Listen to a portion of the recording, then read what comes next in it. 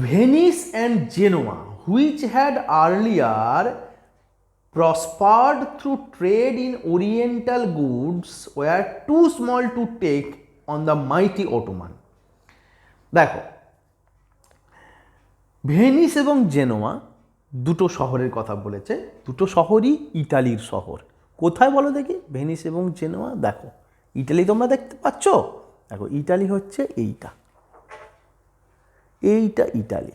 দেখো এই ছোট্ট করে ITALY লেখা দেখতে পাচ্ছ, এই হালকা বেগুনি, হালকা বেগুনি, এই জায়গাটা একটু জল আছে, এই জায়গাটা একটু জল আছে। ইটালির এই যে অংশ ফ্রান্সের সাথে লেগে রয়েছে, এখানটায় রয়েছে জেনোয়া শহর। আর ইটালির এই যে অংশটা, হ্যাঁ, যেটা আমাদের বলকান দেশগুলোর সাথে লেগে রয়েছে, এই জায়গাটা বা এই জলের সাথে লেগে থাকা শহরটা হচ্ছে ভেনিস। তাহলে ইটালির এই দিকে জেনোয়া, এই দিকে ভেনিস।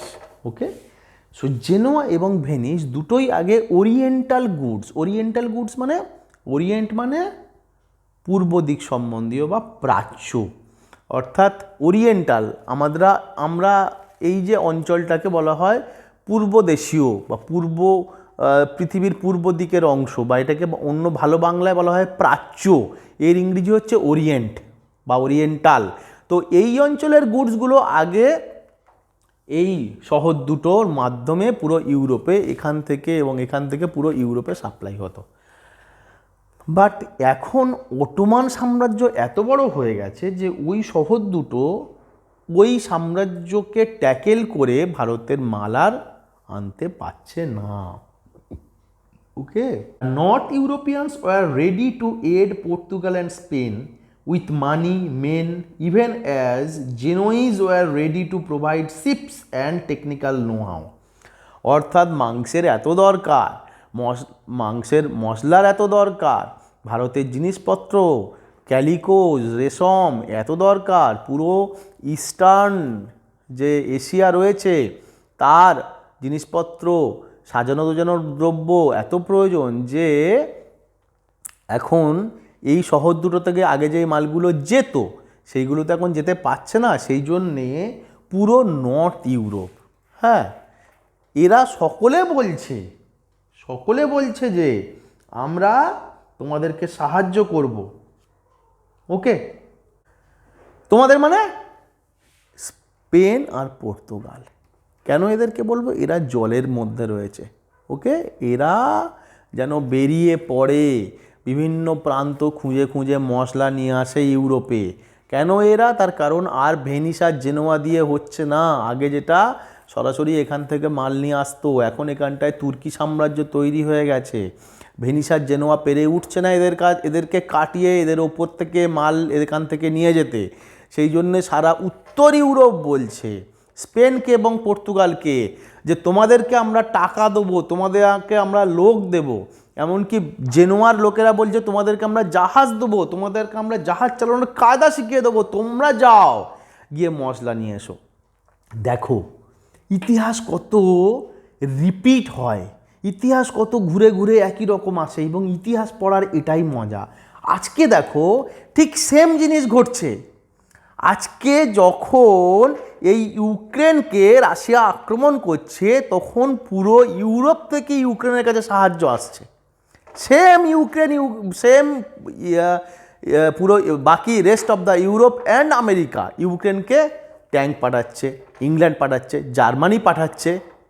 ঠিক সেই দিন ওরা এদেরকে লোক পাঠিয়েছিল, টাকা পাঠিয়েছিল, টেকনিক্যাল নোহাও প্রযুক্তি পাঠিয়েছিল এবং জাহাজ পাঠিয়েছিল। কেন? মশলার জন্যে। সিমিলারিটিসটা খুঁজে পাচ্ছ তোমরা, এবং এই সিমিলারিটিস খুঁজে পাওয়ার মধ্যে দিয়েই ইতিহাস পড়তে হবে, অ্যান্ড তবেই মনে থাকবে। Clear? It is also to be noted that Portugal had assumed the leadership of Christendom's resistance to Islam, even as it had taken on itself the spirit of exploration that had characterised the Genoese. অর্থাৎ পর্তুগালের লোকরা, তারা জেনোয়াবাসীদের মধ্যে যেমন অভিযানের যে বৈশিষ্ট্য পাওয়া যায়, তেমনি তারা অভিযানের জন্যে ছড়িয়ে পড়ছে নানা দিকে, সেই উৎসাহ নিয়ে এগিয়ে যাচ্ছে সব জায়গায়। এবং তার সাথে সাথে পর্তুগিজরা যেন একটা লিডারশিপ নিজের ওপরেই নিয়ে নিয়েছে নিজে থেকে, যে আমি এই ব্যাপারে লিডার। কোন ব্যাপারে?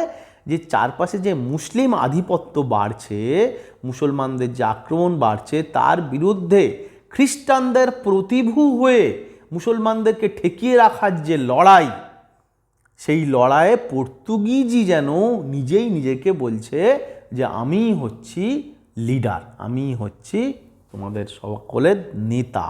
ওকে, এইভাবে ওরা চারপাশে ছড়িয়ে পড়ছে।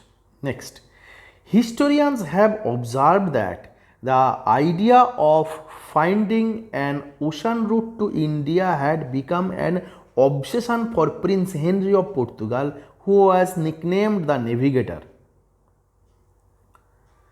অর্থাৎ ঐতিহাসিকরা বলেন যে সেই সময় পর্তুগালের যে রাজা, এই এখন পর্তুগালের ফুটবলারের নাম জানো? হ্যাঁ, CR7। ওকে, CR7-এর দেশের গল্প হচ্ছে। সো পর্তুগালের সেই সময়ের যে যুবরাজ ছিল হেনরি অফ পর্তুগাল, হ্যাঁ, লোকে তাকে ডাকনামে বলতো নেভিগেটর বা নাবিক।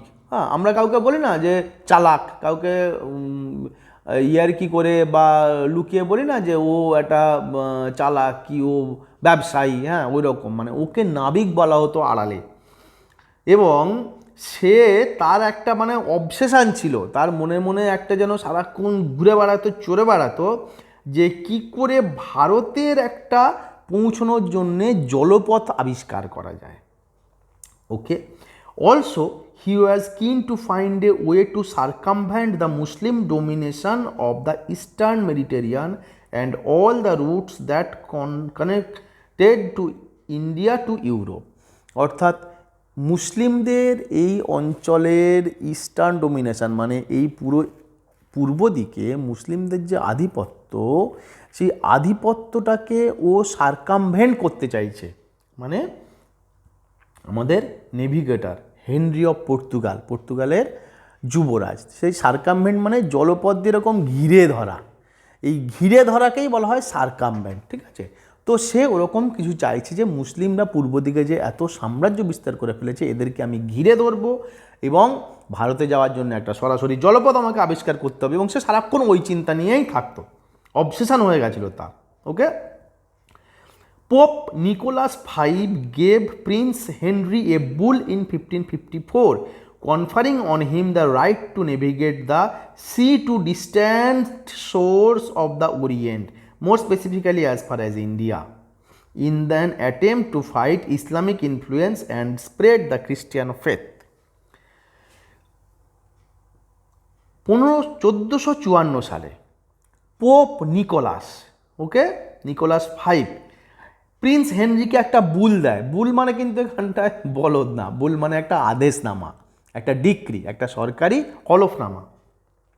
এবং তাতে কি বলে, তাতে একটা নির্দেশ থাকে যে তুমি বেরিয়ে যাও, তুমি সমুদ্রযাত্রা করো, পূর্বের বা প্রাচ্যের বিভিন্ন প্রান্তে তুমি চলে যাও, খোঁজ করো, এবং সবচেয়ে ভালো হয় তুমি যদি ভারত অবধি পৌঁছে যেতে পারো। এই মর্মে একটা সরকারি নির্দেশনামা পোপ নিকোলাস দিলেন কাকে? হেনরিকে। এবং তার সাথে সাথে আরও একটা চেষ্টা তোমার থাকবে, হ্যাঁ, যে যে ইসলামিক ইনফ্লুয়েন্স হচ্ছে বা মুসলমান যে প্রভাব, হ্যাঁ, সকলের ওপর বিস্তৃত হচ্ছে, সেটাকেও তোমাকে লড়তে হবে এবং খ্রিস্টান ফেথ সকলের মধ্যে ফিরিয়ে আনতে হবে। এই উদ্দেশ্যে পোপ ওই কাজটা করলেন, অর্থাৎ আদেশনামা জারি করলেন হেনরির নামে। However Prince Henry died before the dream became A reality. কিন্তু প্রিন্স হেনরি ঘটনা সত্যি হওয়ার আগেই মারা গেলেন। ওকে, নাও ইন 1497 অর্থাৎ 1497 under the treaty of Tordesillas, যেটা হয়েছিল 1494, the rulers of Portugal and Spain divide the non Christian world between them by an imaginary line in the Atlantic some 1300 miles west of Cape Verde Island. মজা দেখো, আয় পিঠেটা ভাগ করে নি। অর্থাৎ খ্রিস্টিয়ান ওয়ার্ল্ড যতটুকু ইউরোপে রয়েছে, এই খ্রিস্টিয়ান ওয়ার্ল্ডটাকে বাদ দিয়ে পৃথিবীর বাকি যত নন খ্রিস্টিয়ান অঞ্চল রয়েছে সেইটাকে দুভাগে ভাগ করে নেওয়ার কথা আলোচনা হলো। কার কার মধ্যে? স্পেন আর পর্তুগালের মধ্যে। কি হিসেব করা হলো? হিসেব করা হলো যে আটলান্টিক ওশানে যে কেপ ভার্ড নামক দ্বীপ আছে, এই দেখো কেপ ভার্ড, এই দেখো এটা হচ্ছে কেপ ভার্ড, এই দ্বীপটা কেপ ভার্ড। হ্যাঁ, এই দ্বীপটার 1300 মাইল ওয়েস্ট, মানে ধরো এই ভালো কথা, ওয়েস্ট আর ইস্ট, ম্যাপের ডান দিকটা ইস্ট, ম্যাপের বাম দিকটা ওয়েস্ট। যে কোনো জায়গায় তুমি যে কোনো পয়েন্টে দাঁড়াবে, ধরা যাক এই পয়েন্টে দাঁড়িয়ে আছো, এর ডান দিকটা ইস্ট, এর বাম দিকটা ওয়েস্ট। ওকে, সো কেপ ভার্ড তার 1300 মাইল পশ্চিম দিকে, অর্থাৎ এরকম কোনো জায়গা থেকে এরা একটা দাঁড়ি কাটলো, একটা পয়েন্ট ঠিক করলো। ওকে, পয়েন্টটা ঠিক করে কি করলো? পয়েন্টটা ঠিক করে বললো যে under the treaty Portugal could claim and occupy everything to the east of the line, while Spain could claim everything to the West. অর্থাৎ এই লাইনটা, এই যে একটা আন্দাজ মতন কাল্পনিক লাইন হলো, এর পূর্ব দিকে যা নন খ্রিস্টিয়ান ওয়ার্ল্ড আছে সব পর্তুগাল দখল করতে পারে, পর্তুগাল যা খুশি করতে পারে। আর এর পশ্চিম দিকে পুরোটা স্পেনের। সেই জন্যই দেখো দক্ষিণ আমেরিকায় না স্পেন সাম্রাজ্য স্থাপন করেছিল, যেমন এই দিকে ইংরেজ সাম্রাজ্য স্থাপন করেছিল, এই দিকে স্পেন সাম্রাজ্য স্থাপন করেছিল। যেমন আমরা, অর্থাৎ ভারতীয়রা, বাংলাদেশি, পাকিস্তানি, আফগানিস্তান, মালয়েশিয়া, ইন্দোনেশিয়া সব ইংরাজি শিখি, ইংরেজি জানি, তেমনি এরা স্প্যানিশ জানে সকলে। তো দুটো ভাগ হলো, কেপ ভার্ডের 1300 মাইল পশ্চিমে, এখান থেকে পশ্চিম দিকে স্পেন দখল করবে নন খ্রিস্টিয়ান ওয়ার্ল্ড, পূর্ব দিকে পর্তুগাল দখল করবে নন খ্রিস্টিয়ান ওয়ার্ল্ড। আর যে চুক্তির মাধ্যমে 1494 চুক্তি হয়েছিল সেইটার নাম টোরডেসিলা। কি করে মনে রাখবে পরীক্ষার সময় যে কোন চুক্তি, যখন কোন চুক্তির মাধ্যমে স্পেন পর্তুগাল কেপ ভার্ডের 1300 কিলোমিটার 1300 মাইল পশ্চিম দিকের ইমাজিনারি লাইন বরাবর নন খ্রিস্টিয়ান ওয়ার্ল্ডটাকে দুভাগে ভাগ করে সিদ্ধান্ত নিয়েছিল যে সেই লাইনের পশ্চিম দিকে স্পেন দখল করবে, পূর্ব দিক পর্তুগাল দখল করবে। সেই চুক্তিটার নাম কি? টোরডেসিলা। কি করে মনে রাখবে? মনে রাখবে এটাকে একটুখানি অন্যরকমভাবে ভেঙে তোর দেশ ইলা, তোর দেশ ভাগাভাগি হচ্ছে, ওটা তোর দেশ, ওটা তোর দেশ, ঠিক আছে? তো তোর দেশ থেকেই স্পেন আর পর্তুগাল দুই বন্ধু সামনাসামনি দাঁড়িয়ে বলছে দেখ ওইটা তোর দেশ, তোর দিক, এটা আমার দেশ, ঠিক আছে? স্পেন বলছে পর্তুগালকে তোর দেশ। তো দেখো এখান থেকেই তোর দেশিলা। ওকে, এই চুক্তিটার নাম মনে থাকবে তোমাদের। চলো, ইট was in 1847 that the Portuguese navigator Bartholomew Diaz rounded the Cape of Good Hope in Africa. 1487-তে বার্থোলোমিও দিয়াজ, এখানে আছে কেপ অফ গুড হোপ, দেখতে পাচ্ছ? এই দেখো এই নিচে, এই জায়গাটা জাস্ট দক্ষিণ আফ্রিকার নিচে। হ্যাঁ, এই দেখো এই জায়গাটা আছে কেপ অফ গুড হোপ। ওকে, তাহলে দেখো 1487-তে কি বলছে? বার্থোলোমিও দিয়াজ একজন নাবিক এই পর্তুগাল থেকে বেরিয়ে কেপ অফ গুড হোপে পৌঁছলো। আমরা যেটাকে ছোটোবেলায় বাংলা বইতে ইতিহাসে উত্তম আশা অন্তরীপ পড়তাম, তার ইংরেজি হচ্ছে Cape of Good Hope. Okay, in the Africa and sailed up the eastern coast. He was well convinced that the long sought after sea route to India had been found.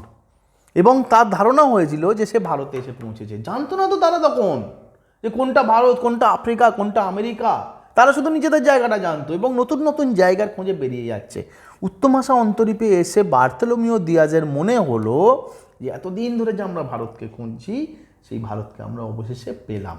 Okay, but it was only 10 years later that an expedition of Portuguese ships set out for India in 1497 and arrived in India in slightly less than 11 months time in May 1498. কিন্তু তার ধারণা তো ভুল ছিল, basically সে south আফ্রিকায় বা আফ্রিকাতে এসেছিল, এবং বলছে যে আরও 10 বছর পরে 1497-এ বার্থোলোমিও দিয়াস কবে শুরু করেছিল জার্নি? 1497-এ, 1487-তে কোথায় এসেছিলেন? Cape of Good hope. 1487, 10 বছর পরে 1497-এ ওকে জার্নি স্টার্ট করে ভারতে আসা যায়। 11 মাস লেগেছিল এই জার্নিটা করতে, ওকে, স্লাইডলি লেস দ্যান 11। ওকে, দেখো 1497-এ শুরু করেছিল, মে 1498-এ ভারতবর্ষের এখানটায় কে আসে? Vasco da Gama.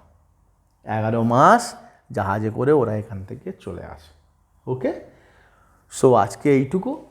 I hope তোমরা বুঝতে পারছো ইতিহাস ধরে ধরে আমরা যে ইতিহাসটা, ভূগোল ধরে ধরে, ম্যাপ ধরে ধরে যে ইতিহাসটা পড়ছি, কেমনভাবে সমস্যা শুরু হচ্ছে, কেমনভাবে প্রয়োজনীয়তা মানুষকে এগিয়ে নিয়ে যাচ্ছে। সেই জন্যেই কি বলা হয়, ডিসকভারি যখন আমরা ডিফাইন করব তখন আমরা বলে থাকি যে necessity is the mother of Discovery. Bharat খোঁজার জন্যে, ভারত আবিষ্কারের জন্যে কি নেসেসিটি ছিল সেই সময়? মশলা, শৌখিন জিনিসপত্র, কাপড়, রেশম। সেই জন্যে ওরা ভারতে চলে গেল। এবং কেন এইভাবে পথটা খুঁজে পেল? তার কারণ এই পথ দিয়ে সরাসরি পাওয়া যাচ্ছিল না। ক্লিয়ার? সো আমরা নেক্সট দিন পরের ক্লাস করব। খুব ভালো করে পড়ো। Modern history and freedom struggle really খুব ইন্সপায়ারিং এবং খুব ভালো লাগবে পড়তে। ওকে, সো আমার প্রিয় ছোট ছোট ছেলেমেয়েরা, ভাই বোনেরা, তোমরা দয়া করে ইতিহাস পড়া শুরু করো। ইতিহাস পড়া শুরু করো। ইতিহাস সিভিল সার্ভিস এক্সামের প্রধান স্তম্ভ। ইতিহাস প্রত্যেকটা বাকি পরীক্ষার আসল জায়গা যেখান থেকে প্রশ্ন আসে। ওকে, চলো আমরা নেক্সট টাইম এর পরের অংশ থেকে ক্লাস শুরু করব।